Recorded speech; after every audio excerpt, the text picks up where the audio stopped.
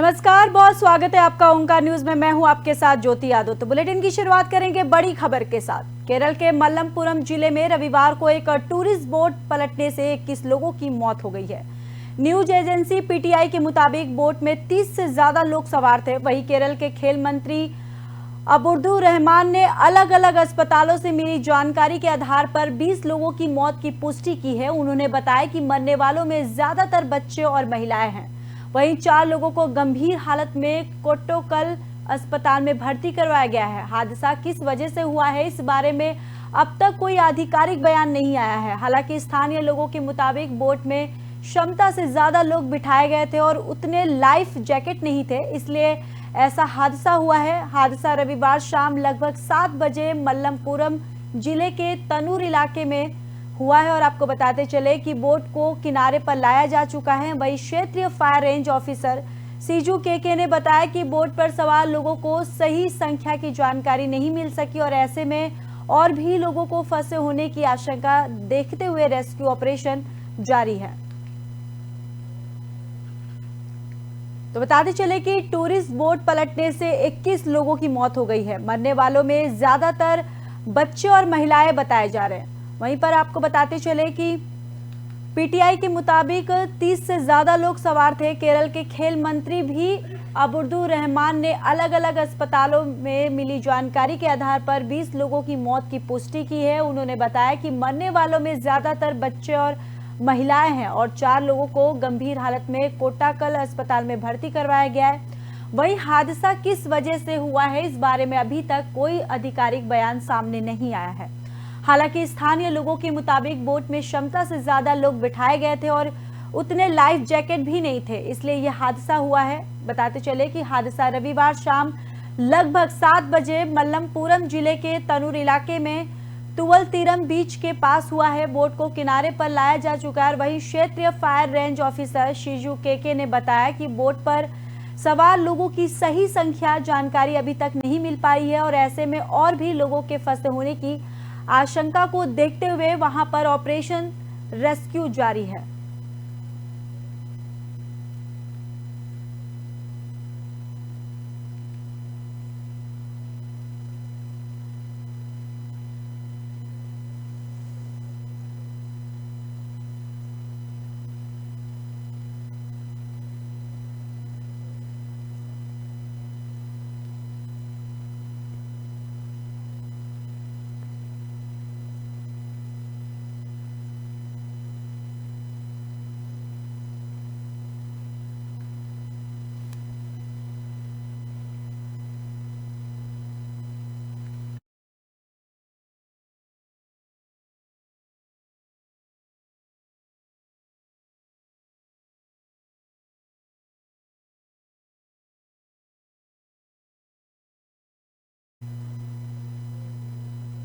तो वहीं देश का पहला Indian air force heritage centre Chandigarh में तैयार हो चुका है। रक्षा मंत्री राजनाथ सिंह इसका उद्घाटन करेंगे। यह भारतीय वायुसेना का पहला हेरिटेज म्यूजियम है। इसमें कई खासियतें होंगी।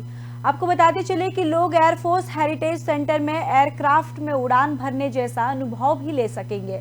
इसे चंडीगढ़ के सेक्टर 18 में तैयार किया गया और इस एयरफोर्स हेरिटेज सेंटर में इंडियन एयरफोर्स ने कैसे तरक्की की है, उन तमाम चीजों को बहुत ही साधारण तरीके और टेक्नोलॉजी के सहारे प्रदर्शित भी किया गया है। हेरिटेज म्यूजियम के अंदर पुराने एयरफोर्स के सभी विमान के मॉडल, मिसाइल्स, लड़ाकू विमान को प्रदर्शित किया गया है। इनमें तेज लड़ाकू विमान, नेत्र विमान, प्रचंड हेलीकॉप्टर, एयरबस C-295 एकीकृत वायु कमान, MiG-21 विमान और नियंत्रण प्रणाली कार्य स्टेशन और एक वैश्विक उपग्रह प्रदर्शित किया है। इसके अलावा आम आदमी को कॉकपिट, एक्सपोजर, उड़ान सिमुलेटर को भी अनोखा अनुभव मिलेगा। आपको बताते चले कि Su-30 और MiG-21 और MiG-23 मॉडल सहित लड़ाकू विमानों के वास्तविक समय में उड़ान का अनुभव देने वाले 3 अत्याधुनिक सिमुलेटर है। इस विरासत केंद्र में सभी युद्धों में IFA की भूमिका को दर्शाता है और साथ ही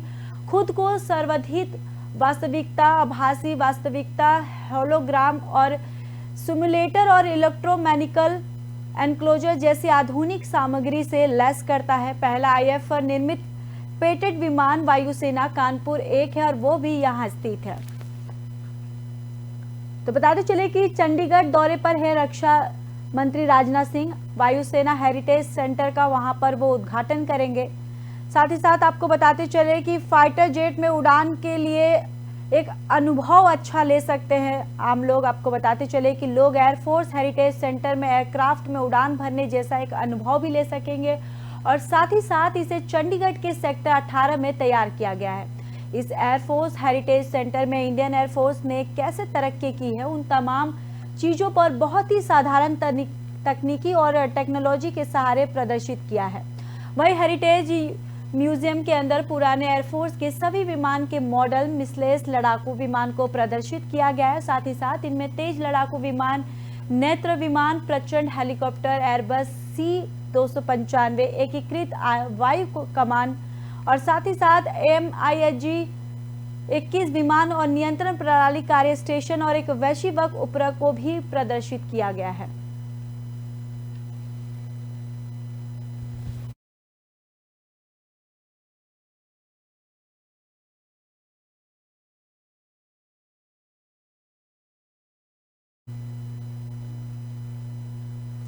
तो वहीं कांग्रेस महासचिव प्रियंका गांधी आज हैदराबाद के दौरे पर रहेंगी। यहां वे बेरोजगारी के मुद्दे पर युवा संघर्ष रैली करेंगी। आपको बताते चले कि रैली सरूर नगर स्टेडियम में आयोजित की गई है, जिसमें प्रियंका गांधी हैदराबाद युवा घोषणा पत्र भी जारी करेंगी और यह घोषणा पत्र राज्य में इस साल के आखिर में होने वाले विधानसभा चुनाव को देखते हुए जारी किया गया है।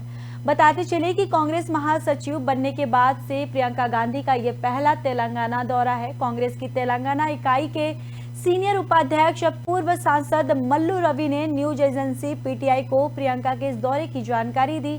उन्होंने बताया कि प्रियंका गांधी दोपहर 3:30 बजे राजीव गांधी इंटरनेशनल एयरपोर्ट पहुंचेंगी। यहां से वे हेलीकॉप्टर से सरूर नगर जाएंगी। यहां वे कांग्रेस नेताओं से मुलाकात करेंगी और रैली के बाद प्रियंका गांधी करीब शाम 5 बजे दिल्ली के लिए रवाना हो जाएंगी।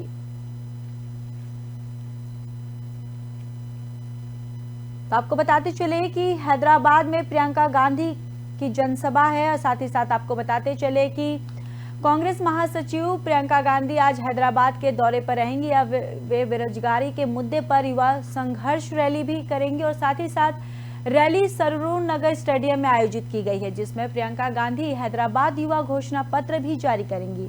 यह घोषणा पत्र राज्य में इस साल के आखिरी में होने वाले विधानसभा चुनाव को देखते हुए जारी किया जा रहा है। बताते चले कि कांग्रेस महासचिव बनने के बाद से प्रियंका गांधी का ये पहला तेलंगाना दौरा है। कांग्रेस की तेलंगाना इकाई के सीनियर उपाध्यक्ष और पूर्व सांसद मल्लू रवि ने न्यूज एजेंसी PTI को प्रियंका के इस दौरे की जानकारी दी। उन्होंने बताया कि प्रियंका गांधी दोपहर 3:30 बजे राजीव गांधी इंटरनेशनल एयरपोर्ट पहुंचेंगी। यहां से वे हेलीकॉप्टर से सरूर नगर जाएंगी। यहां वे कांग्रेस नेताओं से मुलाकात करेंगी और साथ ही साथ रैली के बाद प्रियंका गांधी करीब शाम 5 बजे दिल्ली के लिए रवाना हो जाएंगी।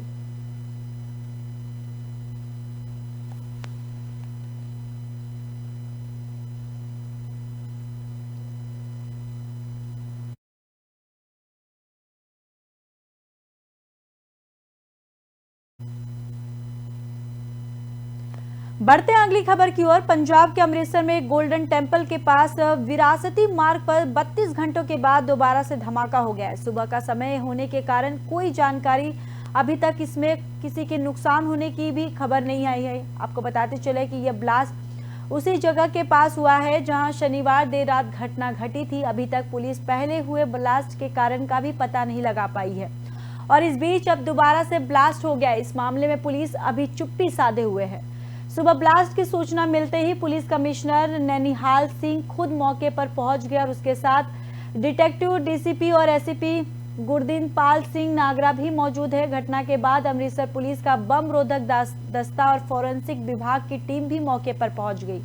वही मेटल डिटेक्टर के पास का एरिया खंगाला जा रहा है और सीवरेज लाइन और गटर की भी जांच की जा रही है। BR अम्बेडकर की प्रतिमा से महाराजा रणजीत सिंह बूथ वाले चौक तक एक तरफा रास्ता बंद कर दिया गया है। संदिग्ध चीजों को एकत्रित किया जा रहा है। साथ ही साथ पुलिस अभी भी इस मामले में कुछ भी कहने के लिए तैयार नहीं है। 36 घंटों में दूसरा ब्लास्ट और इसके कारणों का ना पता लगाने से चिंता बढ़ रही है। और वहीं शनिवार रात तकरीबन 12 बजे हुए हादसे को पुलिस पहले पास के रेस्टोरेंट में चिमनी के ब्लास्ट को कारण बता रही थी, लेकिन जब सुबह जांच शुरू हुई तो पुलिस के तथ्य बदल गए। DCP law and order Parminder Singh Bandal का बताया कि हादसा चिमनी के ब्लास्ट से नहीं हुआ था। कुछ संदिग्ध चीजें मिली हैं जिन्हें फॉरेंसिक विभाग की टीम कब्जे से ले लिया है।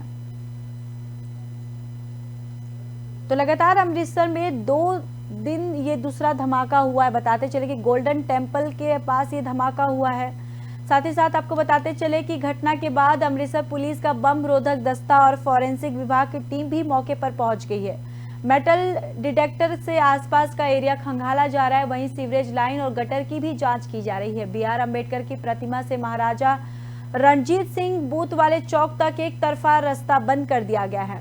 संदिग्ध चीजों को एकत्रित किया जा रहा है। साथ ही साथ पुलिस अभी भी इस मामले में कुछ भी कहने के लिए तैयार नहीं है। 36 घंटों में दूसरा ब्लास्ट और इसके कारणों का ना पता लगने से चिंता बढ़ गई है। शनिवार रात तकरीबन 12 बजे हुए इस हादसे में पुलिस पहले पास के रेस्टोरेंट में चिमनी के ब्लास्ट को कारण बता रही थी, लेकिन जब सुबह जांच शुरू हुई तो पुलिस के तथ्य बदल गए। DCP law and order Parminder Singh Bhandal ने बताया कि यह हादसा चिमनी के ब्लास्ट से नहीं हुआ था। कुछ संदिग्ध चीजें मिली हैं जिन्हें फॉरेंसिक विभाग की टीमों ने कब्जे में ले लिया है।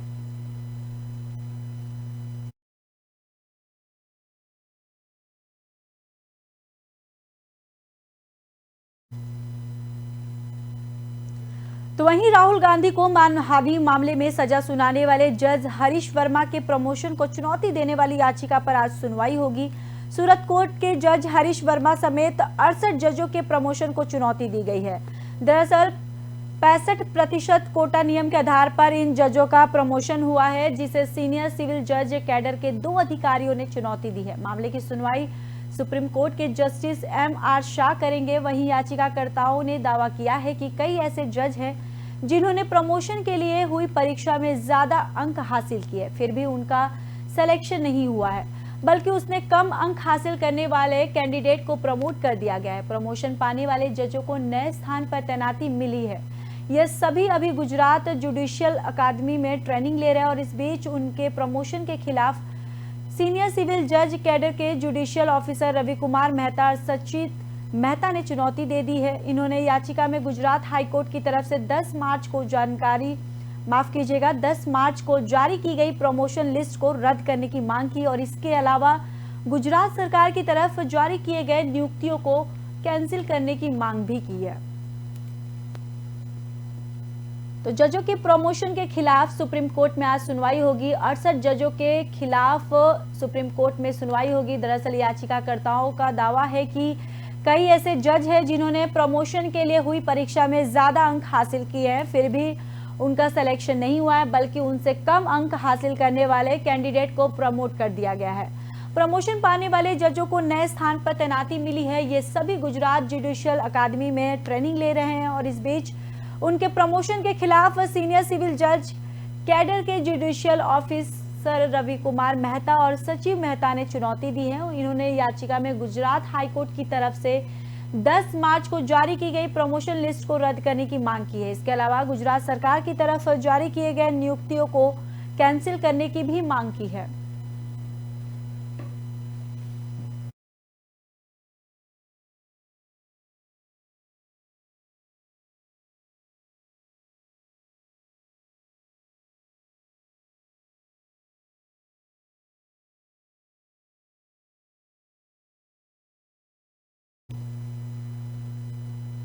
बागेश्वर धाम की सरकार पंडित धीरेन्द्र कृष्ण शास्त्री को लेकर बात करते हुए चिराग पासवान ने कहा कि राज्य सरकार को इस समय ज्वलंत समस्याएं नहीं दिख रही है। ये सरकार आम लोगों की समस्याओं को नहीं देख रही है, वो बार लोगों की आस्था, लोगों के विश्वास का मजाक उड़ा रही है। और क्या कुछ कहा, आइए सुनाते हैं। मेरी समझ में नहीं आता कि सरकार को बिहार की ज्वलंत समस्याएं दिखती हैं कि नहीं दिखती हैं, या ये लोग देखना नहीं चाहते।